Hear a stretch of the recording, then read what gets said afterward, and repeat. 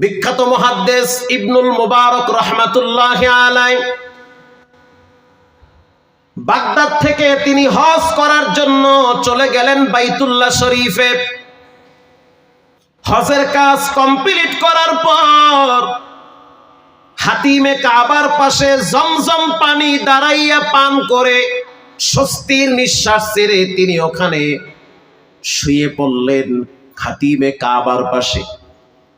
ঘুমানোর পরে কিছুক্ষণ পর যখন তার ঘুম ভেঙে গেল, তাকায় দেখতেছে অধিকাংশ মানুষ হজের কাজ কমপ্লিট করে যার যার মতো বাড়ির দিকে চলে যাচ্ছে, কিন্তু মাকামে ইব্রাহিমের পাশে একজন ব্যক্তি চাদর মুড়া দিয়া শুয়ে আছে।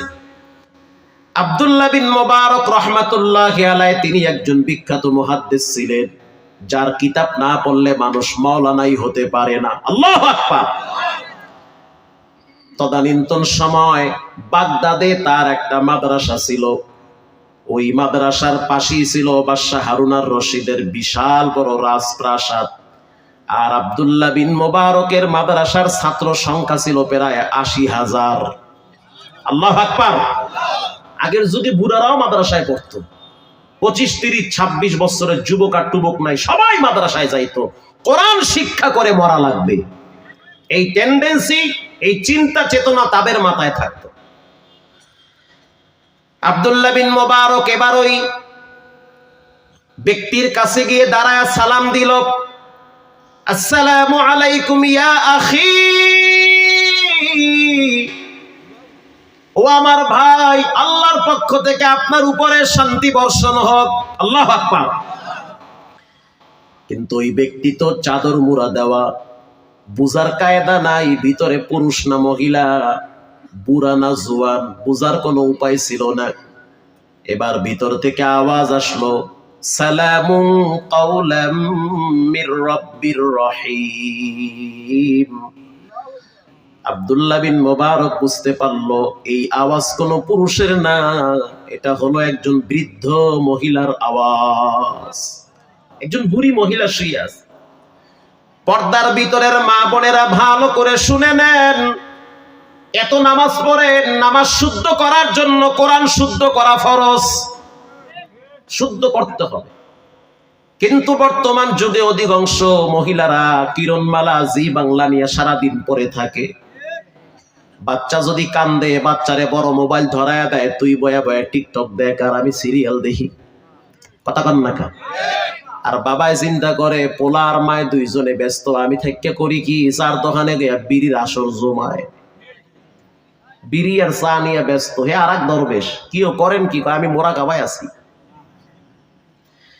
আব্দুল্লাহ বিন মুবারক প্রশ্ন করল, সবাই তো হজের কাজ কমপ্লিট করার পর যার যার মতো বাড়ি চলে গেছে, আপনি কেন পড়ে আছেন? এবার ওই বুড়ি মহিলা কোরআন থেকে আরো একটি আয়াত তেলাওয়াত করলো, মান ইউদ্লিলিল্লাহু ফাহুয়াল মুহতাদ ওয়া মান ইউদ্লিল ফালান তাজিদা লাহু ওয়ালিয়্যাম মুরশিদা। কি মজার কথা! আল্লাহ যদি কেউরে রাস্তা হারায়া দেয়, সে কি রাস্তা খুঁজে পায়? তা আমি আমার বন্ধু বান্ধবদেরকে হারায় ফেলাইছি, আমি বাড়ি যামু কেমনে? হজ করতে গিয়ে মানুষ হারায় যায় না? তখন তো আর পাসপোর্ট টাসপোর্ট এরকম ছিল না যে দেখাইলেই পাওয়া যায়। আমি একজন বৃদ্ধা মহিলা, রাস্তা হারায় ফেলাইছি। আপনজন যারা ছিল যার যার মতো হয়তো বাড়ি চলে গেছে, কাউরে খুঁজে পাই না। আর আমি একজন পর্দানিশী নারী, চাইলে তো আমি হাত ডাক দিয়া চিল্লা চিল্লি করতে পারি না। আমার একটা আত্মমর্যাদা আছে, তবে আল্লাহর প্রতি বিশ্বাস আছে।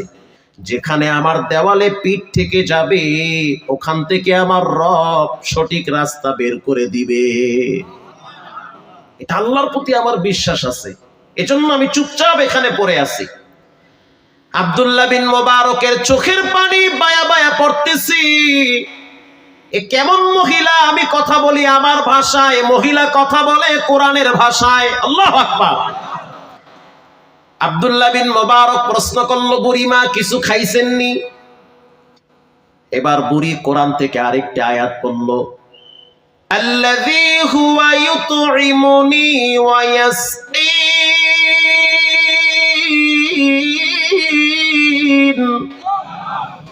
আমার রব আমারে খাওয়াইছে, তুমি ফাও টেনশন কইরো না। আল্লাহু আকবার বলেন। আল্লাহ আমারে খাওয়াইছে। আল্লাহ কি মানুষের না খাওয়ায় রাখে? খাওয়ায় আল্লাহ, খাওয়াইছে আমারে আল্লাহ। এবার আব্দুল্লাহ বিন মুবারক আরো আশ্চর্য হয়ে গেলেন, প্রশ্ন করলেন, বুড়িমা কি খাইছেন না খাইছেন, মুসাফির মানুষ তা তো আমি জানি না, হতে পারে শুধু পানি খেয়ে রাত পার করেছেন। জানতে চাই এখানে কতদিন আপনি পড়ে আছেন? বুড়ি এবার বলতেছে, সালাসা লায়ালিন সাওয়িয়া, 3টা রাত এখানে আমার অতিবাহিত হয়ে গেছে। আব্দুল্লাহ বিন মুবারক বলেন, আমার ব্যাগের ভিতরে শুকনা খেজুর আছে, খাবার পানি আছে, শিফাউন নাস, এটা দামি পানি, জমজমের পানি। আল্লাহু আকবার। আমি নিজের হাতে জমজমের পানি উঠাইছি, আপনি পান করেন। আর আমার কাছে কিছু কাঁচা খেজুর আছে। শুধু তাই নয়, আমার ব্যাগের ভিতরে শুকনা কিছু রুটি আছে, আপনি খেয়ে নেন। বুড়ি এবার কোরআন থেকে আরেকটি আয়াত পড়ল, ওয়া আন তাসুমু খায়রুল লাকুম সুম্মা আতিম্মুস সিয়ামা ইলাল লাইল।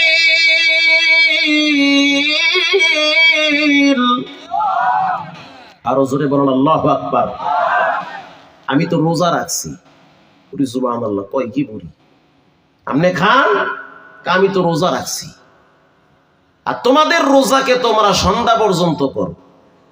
যুবক বাবারা, মাঝে মাঝে রোজা রাখেন, স্বাস্থ্য ভালো থাকবে। আলহামদুলিল্লাহ, আমিও আজকে রোজা ছিলাম, রাখি প্রায় অনেক ভালো আছি। তুমি আমার লাগে এখনো দৌড়াইয়া পারবা না। আমি 2-4 জনের লাগে টেস্ট করে দেখছি। হ্যাঁ, রোজা রাখলে শরীরের জন্য উপকার হয়, ইমানের পাওয়ার আল্লাহ বাড়ায়া দেয়, স্বাস্থ্য ভালো রাখে। বিজ্ঞান বলে রোজা রাখলে জাগ্রত ভাইরাসকে আল্লাহ মৃত্যু ঘটাইয়া বান্দাকে সুস্থ রাখে। রোজা রাখেন মাঝে মাঝে। বুড়ি বলে, আমি রোজা রাখছি। আব্দুল্লাহ বিন মুবারক বলে, আপনি তো মুসাফির মানুষ, মনে কষ্ট নিয়েন না। আপনার মতো একজন মহিলার পেট থেকে আমি দুনিয়াতে আসছি। আপনারা বড় দামি মানুষ, যদিও আপনারা নবী না, কিন্তু মহিলারা হলো নবীদের মা। আল্লাহু আকবার।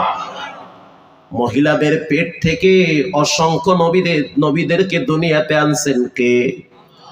আপনারা সাহাবীদের মা, আব্দুল কাদের জিলানীর মা, জুনায়েদ বাগদাদীর মা, ইমাম আজম আবু হানিফার মা, মালিক ইবনে দিনারের মা। আপনাদের পেট বড় দামি পেট। আপনাদের পায়ের নিচে রব্বুল আলামিন সন্তানের জন্য জান্নাত রেখে দিয়েছে। বড় সম্মানী আপনারা। আপনার মতো একজন মা আমার ঘরে আছে। আমি একজন মায়ের সন্তান। আমার মা আপনার মতো বুড়ি হয়ে গেছে। এখন আপনি ঘাবড়াইয়েন না, কষ্ট পেয়েন না। আপনি মনে করবেন যে আমি আপনার একটা সন্তান। আল্লাহু আকবার। আপনি রোজা ভেঙে ফেলেন, রোজা ভাঙ্গেন আপনি। এবার বুড়ি বলতেছে, ওয়া আন তাসুমু খায়রুল লাকুম ইন কুনতুম তা'লামুন।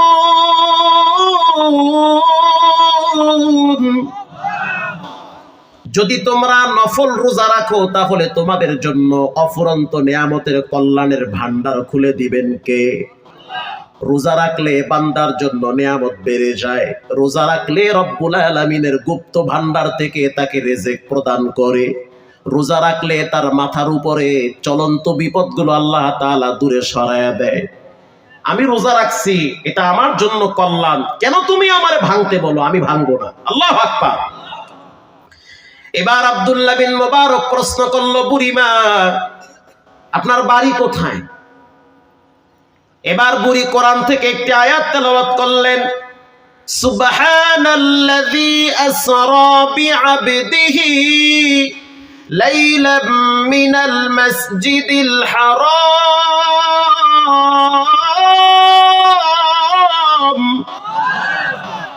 আমার বাড়ি হলো বাইতুল মুকাদ্দাসে, যেখানে ইব্রাহিম নবীর বসবাস ছিল, জাকারিয়া নবীর বসবাস, দাউদ নবী যেখানে বসবাস করেছে, ওই জমিনটাই হলো আমার জন্মভূমি। আল্লাহু আকবার। আমার বাড়ি বাইতুল মুকাদ্দাসে, হজ করার জন্য আসছি মসজিদুল হারামে। এখন আমি রাস্তা হারায় ফেলাইছি, যার কারণে আমি আমার বাড়িতে যাইতে পারি না। আব্দুল্লাহ বিন মুবারক চিন্তায় পড়ে গেল, এ তো কোনো সাধারণ মহিলা না, কথা বলি আমার ভাষায়, জবাব দেয় কোরআনের ভাষায়। সুবহানাল্লাহ, শুদ্ধ করে জবাব দেয়। এবার আব্দুল্লাহ বিন মুবারক প্রশ্ন করল, বুড়িমা, আমি আপনাকে উপকার করতে চাই। আমার একটা উট আছে, শক্তিশালী উট, উটের পিঠে পানিও আছে, তোষক আছে। আগের যুগের মানুষ ব্যবহারের জন্য উট ব্যবহার করত, যানবাহনের পরিবর্তে উট ব্যবহার করত, ওটাই তাদের যানবাহন।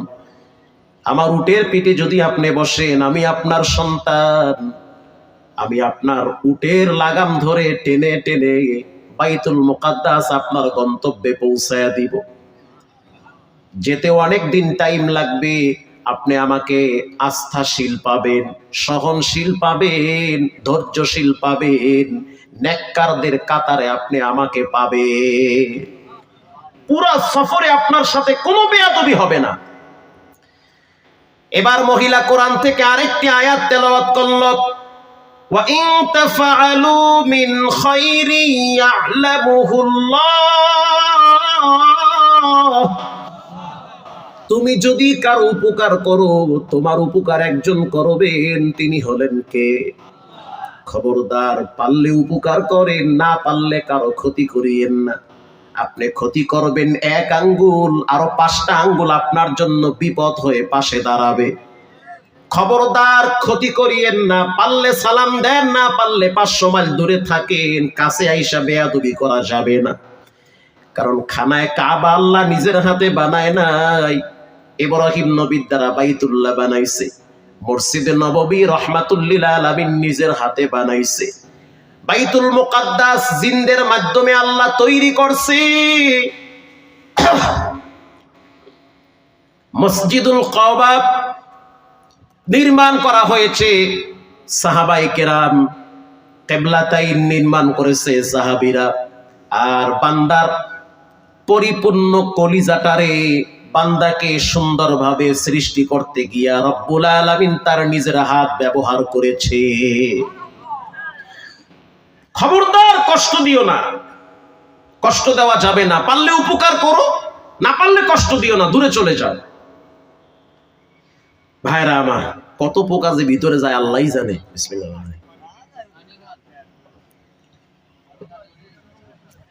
কষ্ট হয় আপনাদের? আর আধা ঘন্টা কথা বললে কষ্ট হবে? ভাইরা আমার, কথা শেষ করতে আমার সময় লাগবে। আমি অনেক কিছু টাইরা টুইনা আইনা আপনার প্লেটে দিব, যেটা আপনার ভালো লাগে আপনি ওইটাই খাবেন ইনশাআল্লাহ। বলেন, অনেক খাবার প্লেটে পাবেন, যেটা মনে চায় খান, অনেক খাবার আছে। আপনি দেখবেন আমি কোথার থেকে খাবারগুলো নিয়ে আসি, সব আপনার চোখের সামনে। যেটা পছন্দ হয় ওটাই ভিটামিন, ওটাই নিজের শরীরের জন্য উপকার। যেটা আমি বলবো ওটাই আপনার ইমানের জন্য উপকার, খাবেন আপনি ইনশাআল্লাহ। বলেন। আব্দুল্লাহ বিন মুবারক বুঝতে পারলো বুড়ি মহিলা রাজি হইছে। এবার আব্দুল্লাহ বিন মুবারক বলল, মা, আমার উট দাঁড়িয়ে আছে, আপনি উঠেন, উঠে যান। এবার বুড়ি মহিলা আব্দুল্লাহ বিন মুবারকের কথায় সায় দিয়ে, সায় বুঝেন তো, রাজি হয়ে গেছে। উটের পিঠে উঠার জন্য কদম বাড়াইছে, আর আব্দুল্লাহ বিন মুবারক তার পায়ের দিকে তাকিয়ে আছে। কারণ চিনি চিন্তা করে দেখলো, বুড়ি মানুষ, বৃদ্ধা মহিলা, না জানি স্লিপ কাইটা পইরা যায়, কষ্ট হতে পারে। এজন্য মহিলার পায়ের দিকে আব্দুল্লাহ বিন মুবারক তাকায় আছে। মহিলার মাইন্ডে লাগছে, কেন মুহাদ্দিস সাহেব আমার পায়ের দিকে তাকাবে? এবার মহিলা বলতে আছে, কুল্লিল মুমিনিনা ইয়াগুদ্দু মিন আবসারিহিম।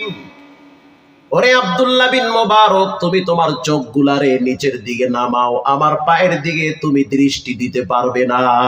আল্লাহু আকবার।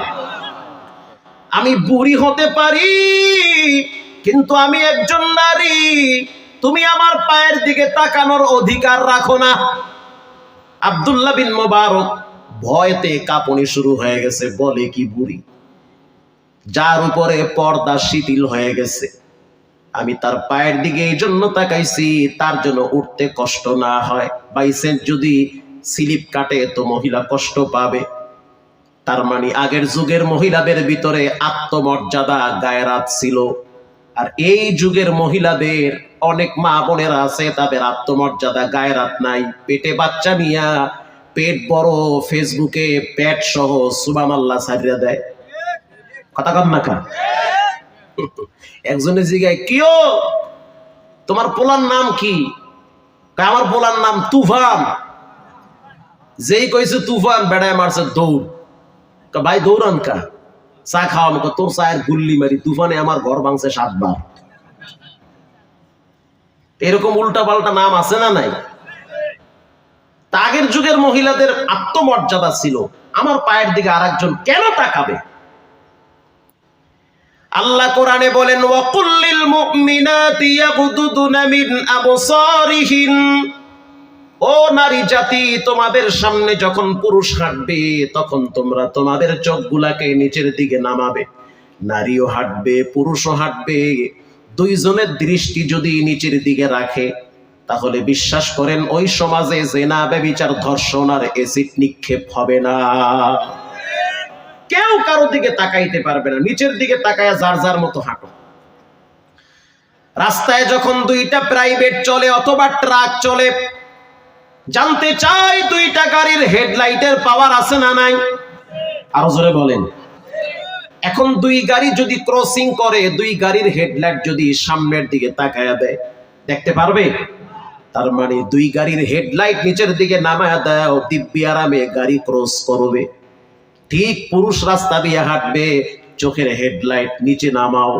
নারী হাঁটবে, নারীর হেডলাইট নিচে নামাও। অর্ডার কার? এখন দুইজন যদি দুইজনের দিকে চাইয়েই থাকে, কিও ওই ধলা কদু কোন বাড়ি? ঝামেলা আছে না নাই? আল্লাহ এটাই বলেছেন, ওয়াকুল্লিল মুমিনাত। নারী হোক পুরুষ হোক সবাই রাস্তা দিয়ে হাঁটবে, তবে দৃষ্টিকে অবনত করার অর্ডার করেছেন কে? এবার উটের লাগাম ধরে নিয়ে গেল বাইতুল মুকাদ্দাসে। নেওয়ার পরে আব্দুল্লাহ বিন মোবারক প্রশ্ন করলো, বুড়িমা জানতে চাই আপনার কি ছেলে মেয়ে আছে নাকি? বুড়ি এবার কোরআন থেকে জবাব দেয়, আল মালু ওয়াল বানুনা জিনাতুল হায়াতিদ দুনিয়া ওয়াল বাকিয়াতুস সালিহাত।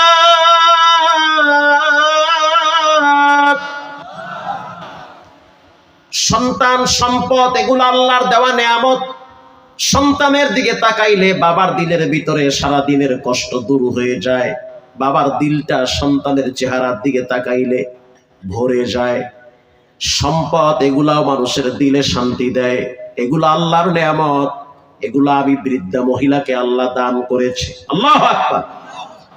ও বুড়িমা জানতে চাই আপনার ছেলের নাম কি? নাম কি ছেলের বলেন?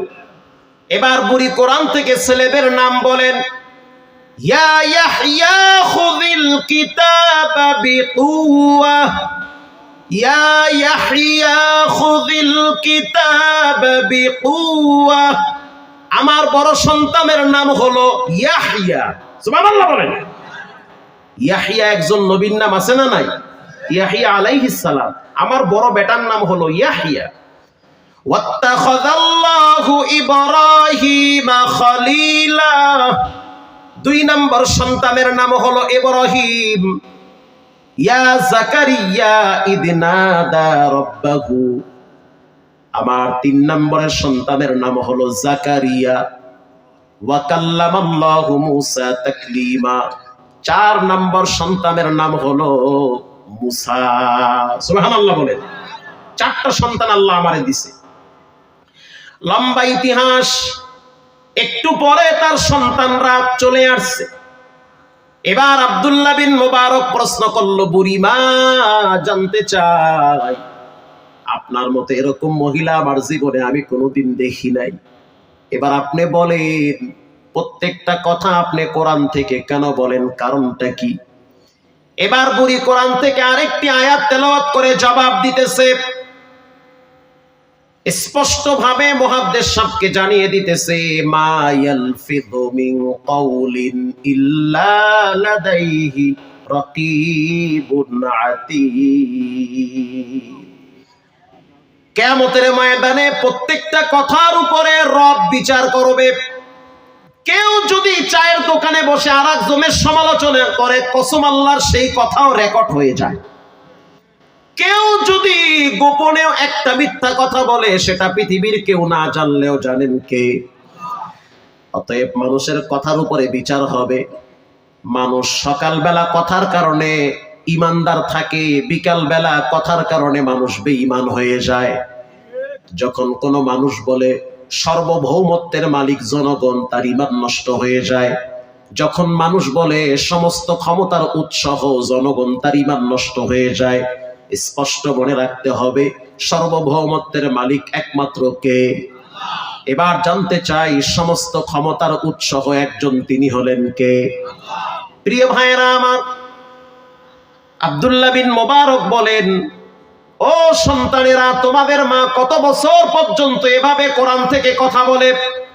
বড় সন্তান ইয়াহইয়া, তার চুলও পেকে গিয়েছে। তিনি বলতেছে, আমার বাবার মৃত্যু হয়েছে 40 বছর হয়েছে।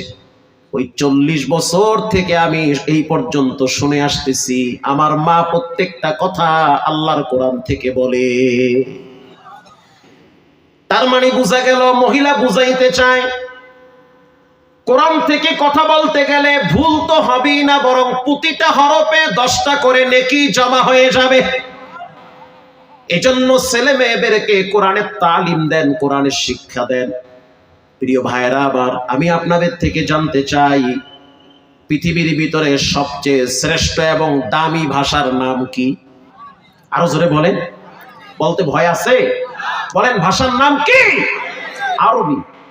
আল্লাহর ভাষা আরবি। বলেন, আল্লাহর ভাষা কি? ফেরেশতাদের ভাষা কি?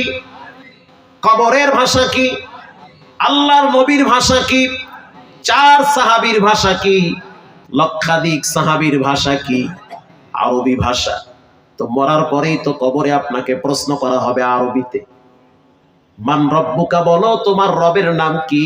প্রশ্ন করবে আরবিতে। জবাব দিতে হবে, রব্বি আল্লাহ, আমার রব একজন, তিনি হলেন কে?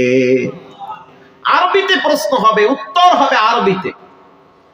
একজন মানুষ যখন কবরে চলে যায়, আরবি ভাষা না জানলে কি যে বিপদ, এটা সে হারে হারে টের পাবে মরার পরে। এবার আপনাদের কাছ থেকে জানতে চাই, কবরের ভিতরে কিছু প্রশ্ন আছে না নাই? বলেন, কয়টা প্রশ্ন আছে? ধরেন 3টা, আরো করলে করবে। প্রথম বেসিক প্রশ্ন হবে 3টা। প্রথম প্রশ্ন হবে, মান রব্বুকা, বলো তোমার রবের নাম কি? বলেন, রবের নাম কি? এখন যদি আপনার প্র্যাকটিস না থাকে, আপনি তো পারবেন না। চর্চা যদি না থাকে, পারবেন না।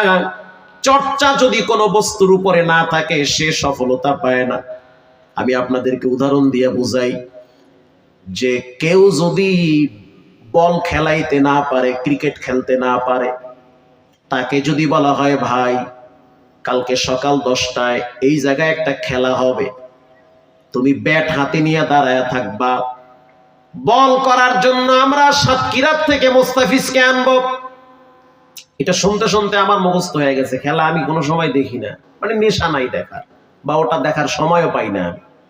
যদি বলা হয় যে মোস্তাফিজ তুমি বল করবা, এখানে যারা কোনোদিন ব্যাট হাতে নেন নাই, তাকে যদি বলা হয় আপনি মুস্তাফিজের বল 6 আর 4 মারবেন, পারবে? আরো জোরে বলেন। কেন পারবে না? এজন্যই পারবে না, আপনার প্র্যাকটিস নাই। কি নাই? চর্চা নাই। চট্টগ্রামে গিয়ে বয়ানের সময় বললাম, ভালো একজন ক্রিকেটারের নাম বলেন। অক্সিজেন মোড়ে যুবকরা সবাই বলতেছে তামিম ইকবাল। আমি বললাম, ধরেন তামিম ইকবাল যদি ব্যাট করে, আপনাকে যদি বলা হয় বল করবেন, পারবেন? কেন পারুন না। কেন পারবেন না? তাই আমার চর্চা নাই। যদি আমি বল করতে যাই, এমন জোরেন ফিদা ফিদাইবে যে ওই ফিদাই আমার কেন কপালে পড়ে। আর যদি মুস্তাফিজকে বলা হয় বল করো, আমাকে যদি হয় ব্যাটিং করো, আমি বলবো পারুম না, কারণ তার পরের যে স্পিরিট ওটা আমি সহে দেহুম না। কথা কন না খা, ওইটা কোন দিক দিয়ে আমার মাথায় আইয়া পড়বে, আউযুবিল্লাহ কর টাইম দেবে না, হ্যাঁ আগে নাজরে আয়া পড়ে। চর্চা নাই ভাই, বলেন তো জিব্বা লড়াই কি নাই? এই তো বুঝতেছেন, চর্চা নাই, প্র্যাকটিস নাই। এবার যদি আমি বলি মুস্তাফিজ তুমি আগামী জুমায় ঢাকায় মতিঝিলে জুমার নামাজটা পড়ায় দিও, সে বলবে হুজুর আমিও পারুম না, আমার আব্বাও পারবে না। কেন পারবে না? বলেন কি নাই? সবাই বলেন। এই তো বুঝছেন, চর্চা না।